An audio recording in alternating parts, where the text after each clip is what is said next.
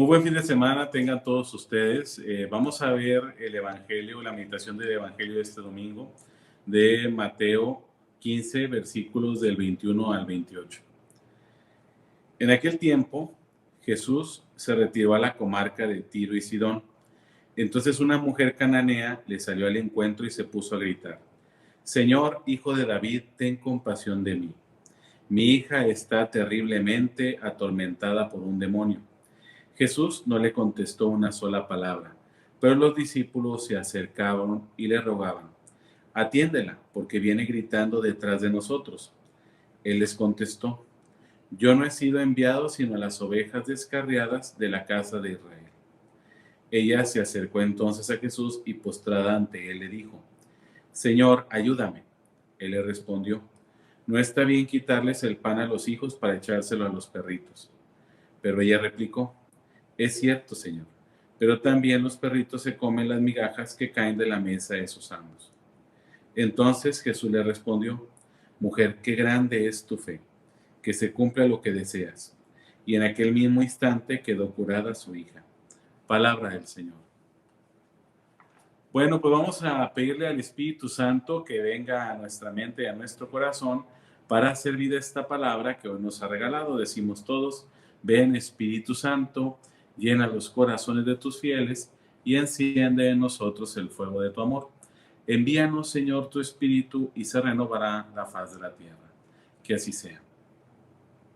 Pues el texto que hemos escuchado el día de hoy del evangelista Mateo nos muestra una realidad muy interesante. Y es la manera en la cual, como a veces Jesús, a través de algo tan pequeño, puede hacer algo tan grande si nosotros tenemos fe.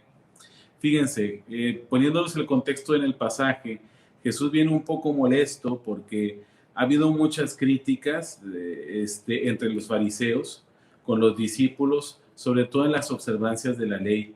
Por lo tanto, Jesús, ¿verdad?, se retira del agua de Genesaret a la región de Tiro y Sidón. Pero ha tenido también un momento muy difícil con sus discípulos, de tal manera que hasta el mismo Pedro le ha dicho, ¿verdad? Es una persona que no tiene cabeza, ¿no ves que no es lo que mancha al hombre lo que está afuera de él, sino lo que el hombre tiene dentro? Como una manera también un poco molesta de frente a los fariseos, de que no han sido unos guías espirituales buenos para el pueblo, ¿verdad? Hay más cosas que contaminan al hombre fuera del hombre, ¿verdad? Pero que están dentro de su mismo corazón en la observancia o en la manera de observar la vida. Y entonces se retira a la región de Tiro y Sidón, y aquí hay una parte interesante. En esa región hay dos realidades: los paganos y los judíos cristianos, ¿verdad? Y los judíos. Pues bien, los paganos eran gente, ¿verdad? Desde la cultura hebrea había muchas diferencias, porque los paganos eran gente que tenía unas realidades, ¿verdad?, distintas, mientras que los israelitas eran un poco más monoteístas, ¿verdad? Los paganos eran más politeístas, tenían más dioses. También la vida moral que tenían los paganos era muy diferente a la vida moral de los judíos. Los judíos tenían una vida moral muy rígida, se cuidaban entre ellos mismos, ¿verdad? Se protegían entre ellos mismos. Y en cambio, los paganos tenían una vida más disoluta, más libre, pero hasta cierto punto una libertad tendiendo a un libertinaje, ¿verdad? Y los aspectos espirituales no los tenían tan cuidados. Por eso, cuando viene esta mujer, ¿verdad?, es muy fácil que esa vida libre te lleve a tener ciertos demonios, ¿verdad?, a adquirir ciertos demonios. Y entonces, por lo tanto, ¿verdad?, al entregarte a varios dioses, pues es posible que se te haya pegado un demonio que no va en orden, que te atormenta, y que no es un demonio que va, es un demonio que va en orden, pues a una situación de atormentar el corazón de la hija de la mujer. Por eso es de que ella recurre a Jesús. Aquí es interesante lo que la mujer, con lo que la mujer define a Jesús. La mujer había escuchado hablar de Jesús, pero lo define Jesús: Señor, hijo de David, ten compasión de mí.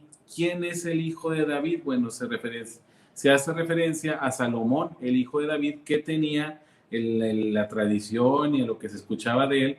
Salomón tenía cierto poder para expulsar demonios. Por eso la mujer reconoce a Jesús como el Salomón, un hombre que con la sabiduría supo expulsar las cosas malas de la vida o los espíritus malos que se nos presentan en la vida a través de ser sabio. Por eso es interesante cómo la mujer lo define. Una mujer que vamos a ir viendo a través de su desarrollo es una mujer que es inteligente por su fe, ¿verdad? Y esa inteligencia con su fe se va desarrollando a través de la humildad. Por eso Jesús, ¿verdad? La mujer define a Jesús de esa forma, lo ve con una sabiduría, siendo que ella es una mujer pagana. ¿Qué tiene que saber de Salomón y estar en el medio de los israelitas de la lectura de la palabra de Dios? Si al final de cuentas ella no ha tenido ese adoctrinamiento, pero ella le preocupa a su hija, le importa a su hija.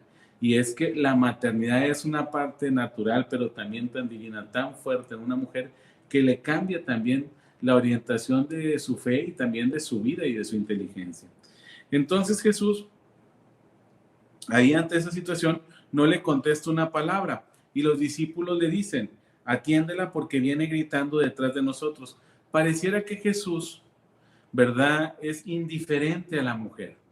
Y no es que sea indiferente, ¿verdad? Jesús lo que está haciendo es que después le va a contestar a los mismos discípulos que al final de cuentas, por la molestia de la mujer, le ruegan a Jesús por ella, ¿verdad? Por eso es interesante lo que le contesta Jesús. No se lo contesta a la mujer, se lo contesta a sus discípulos. La mujer está gritando, pero Jesús le dice a sus discípulos, yo no he sido enviado sino a las ovejas descarriadas de la casa de Israel, es decir, a ustedes judíos, porque ustedes están preparados para ella. Y aquí hay una cosa muy bonita.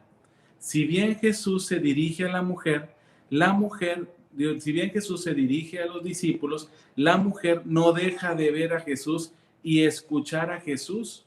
Por eso es interesante lo que la mujer se mete entre la plática entre los discípulos y Jesús y le dice, Señor, ayúdame, ¿verdad? Él le respondió, no está bien quitarles el pan a los hijos para echárselo a los perritos.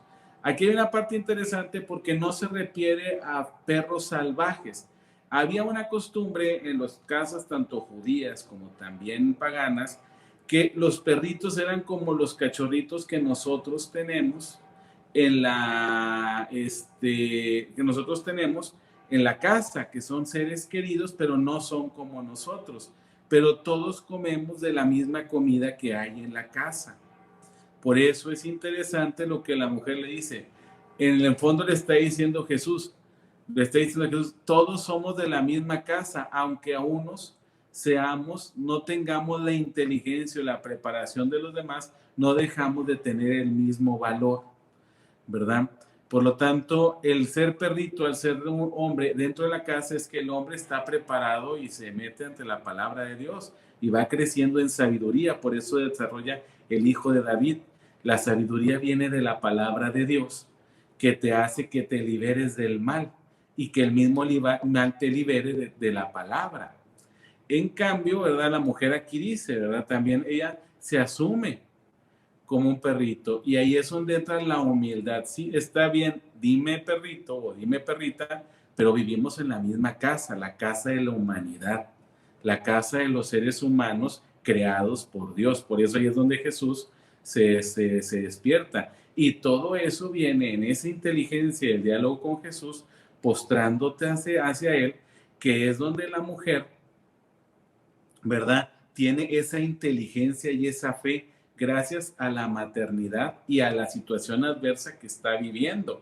Y aún así, el diálogo que se mete con Jesús, porque ella lo sigue molestando, independientemente que Jesús a lo mejor la pueda, o no la voltea o no la voltea a ver. Entonces, ¿verdad? Ella replicó, ¿verdad? Es cierto, Señor, pero también los perritos comen de las migajas que caen de la mesa de los amos. Y aquí es una parte interesante. ¿A qué se refieren esas migajas? ¿Qué es la mesa y qué es el pan? Si Jesús le dice que no es bueno echarle el pan, ¿verdad?, a los hijos, es porque ha pasado el milagro de la multiplicación de los panes y han visto que la fuerza del pan es tan grande y que Jesús es el pan, ¿verdad? Por lo tanto, por eso ahí es donde el pan representa el evangelio. Pero el evangelio, ¿dónde está puesto? Pues el pan está puesto en la mesa, el evangelio está puesto en toda la Sagrada Escritura, en toda la palabra, en toda la palabra de Dios, en la Sagrada Escritura, en la revelación. Y por lo tanto, en esa revelación, ¿quiénes vienen siendo los amos? Los dueños de la palabra, que es el hombre y Dios. Pero por eso es interesante lo que dice ahí Jesús. Sin embargo, la mujer, en base a su fe, le dice, ¿verdad? Es cierto, Señor, pero también los perritos se comen de las migajas que caen de la mesa sana. O sea, a mí con que me caiga un pedacito de esa sabiduría que viene de la palabra de Dios. Con una migaja de esa sabiduría puedo tener mucho. Y aquí hay una parte interesante que nosotros pudiéramos aplicar en este texto, en esta frase, en estos tiempos. Nosotros ahorita estamos ante una situación de la pandemia de la cual vamos saliendo poco a poco. Pero esa fe se ve expresada a través también de las migajas que pueden ser de la comunión espiritual. ¿Cómo nos llega la palabra de Dios a través de la comunión espiritual? Que esas migajas pueden hacer que se libere nuestra vida y la de nuestra familia. Porque a través de esas migajas, de los recursos que tenemos, a lo mejor no tenemos los recursos que antes teníamos y la libertad que antes teníamos, pero hay tanta gente que sigue la Sagrada Escritura a través de las redes sociales, hay tanta gente que sigue la misa a través de las diferentes redes sociales, hay gente que tiene la palabra de Dios y puede decir, bueno, no la entiendo, pero leo tantito. Esas migajas son las que pueden hacer que te liberen a ti y liberen a tus seres queridos. Aquí hay una parte interesante porque Jesús no toca a la mujer, a la hija de la cananea, pero sí la libera del demonio. No hay una presencia física, sino hay una presencia espiritual. Y aquí es una parte muy importante, ¿verdad? Es la palabra de Dios, sin la presencia física de Jesús, sino es la fuerza de la palabra de Dios, que la aceptamos a lo más pequeño de nuestro corazón con nuestra fe, la que puede hacer que haga grandes milagros si nosotros nos acercamos con fe a Jesús y seguimos como los discípulos a Jesús en nuestra vida. Por eso aquí es Jesús donde la insistencia de la mujer, que no es solamente de bueno, ya no, y me regreso, sino la mujer sigue estando insistiendo con Jesús cuando Jesús le dice, mujer, qué grande es tu fe, que se cumpla lo que deseas, y en ese mismo momento la hija quedó curada.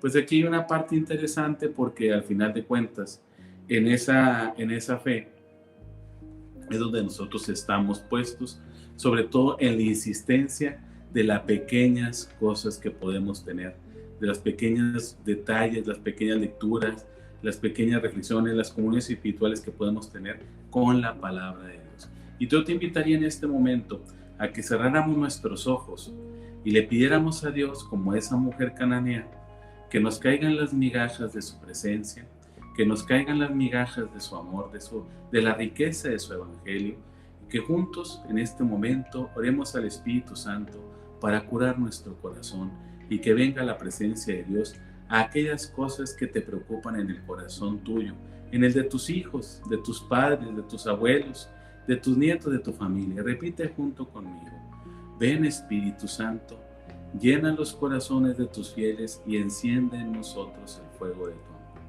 Envíanos, Señor, tu Espíritu y se renovará la faz de la tierra. Señor, te pedimos por nuestras familias, por nuestros hogares, por nuestros trabajos, por todos los pensamientos que nos desaniman en este momento y que nos pueden decir, que nos atormentan y que nos pueden decir que estamos lejos de ti. Pero hoy queremos una migaja a través de esta inspiración, a través de esta palabra que reflexionamos, a través de este deseo que tenemos contigo. Te pedimos que aumentes nuestra fe y liberes de todo lo malo a nuestra casa, a nuestro hogar, a las personas que queremos, a las personas que están sufriendo, que están en los hospitales, a los médicos, a las enfermeras. Te pedimos por todos ellos en este momento, y también aumentanos y libéranos del mal y aumenta nuestra fe. Que Dios Todopoderoso te bendiga en el nombre del Padre, del Hijo y del Espíritu Santo.